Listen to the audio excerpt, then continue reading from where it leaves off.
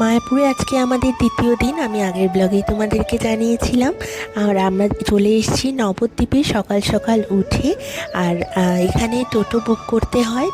প্রচুর টোটো রয়েছে। টোটোর ভাড়া হচ্ছে 8টা মন্দির দেখানোর জন্য 500 টাকা। ওটাকে বার্গেন করে একটুখানি কমিয়েছি, ওটা 400 টাকায় ওনারা রাজি হয়েছেন। 8টা যে মন্দির রয়েছে, এটা হচ্ছে আমাদের প্রথম মন্দির দর্শন। প্রথমে দূরের মন্দিরগুলো ওনারা দেখিয়ে দেন, তারপরে ফেরিঘাটের কাছে যে মন্দিরগুলো সেইগুলো দেখিয়ে তারপরে নামিয়ে দেন ফেরিঘাটের সামনে। এই মন্দিরটাও শ্রীকৃষ্ণ রাধারানীর মন্দির। এখানে চৈতন্যদেবের যে লীলা সেগুলো ফুটিয়ে তোলা হয়েছে বিভিন্ন মাটির পুতুলের মাধ্যমে। আমাদের আগের যে পুরীর মন্দির ছিল, জগন্নাথ দেব ছিল, সেইগুলোও আমরা এখানে দেখতে পেয়েছি। অশ্রুবাহিত চোখে যখন চৈতন্যদেব রাস্তা দিয়ে হরিনাম করতে করতে হেঁটে যেতেন, সেই সমস্ত চিত্রও এই মন্দিরটায় রয়েছে। তারপরে আমরা চলে এসেছিলাম শ্রী চৈতন্যদেবের জন্মস্থানে।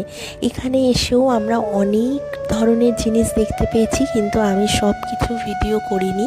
তার কারণ তোমরা যখন আসবে তাহলে সেই আনন্দটা উপভোগ করতে পারবে না, কারণ তোমরা তো ভিডিওতেই দেখে নেবে, ওই জন্য। আর নিজের চোখে দেখা আর ভিডিওর মধ্যে দেখার মধ্যে অনেক পার্থক্য রয়েছে।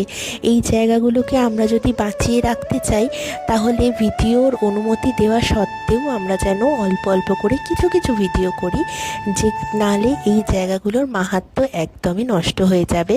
তখন আমরা ভাববো যে না, আমি তো ভিডিওতে দেখেই নিয়েছি, কেন আর ভিজিট করে দেখব। কিন্তু এই জায়গাগুলোকে বাঁচিয়ে রাখার দায়িত্ব কিন্তু আমাদের সাধারণ মানুষেরই। মাঝখানে প্রচণ্ড খিদে পেয়ে গেছিলো, একটু কিছু টক মিষ্টি খেতে ইচ্ছা করছিল, তাই জন্য একটু পেয়ারা মাখা নিয়েছি।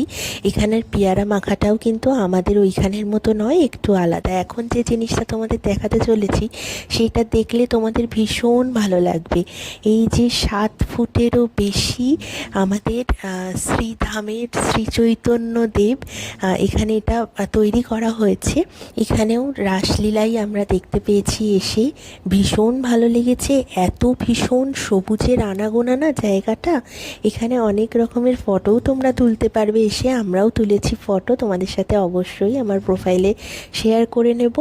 আর এখানে তারপরে দেখতে পেলাম জগন্নাথ দেবের রথের একটা দৃশ্য। আর এই পেছন থেকে দেখো আরও বেশি বোঝা যাচ্ছে এটার কতটা হাইট। আর সামনে থেকে দেখে তো ভীষণ ভালো লাগছিল। জানি না ফোনের ভিডিওতে তোমরা কতটা বুঝতে পারছো। আর এই যে জগন্নাথ দেবের মুখখানা দেখো, এত হাসি মাখা মুখ, মনে হচ্ছিল এখান থেকে যেন সরবই না, এরকম লাগছিল। এখানে অষ্টসখী রয়েছে, আর তার সাথে রাধাকৃষ্ণ তো রয়েইছে। আর এখানে গোপাল দোল্লা দেওয়ার ব্যবস্থা রয়েছে, তাই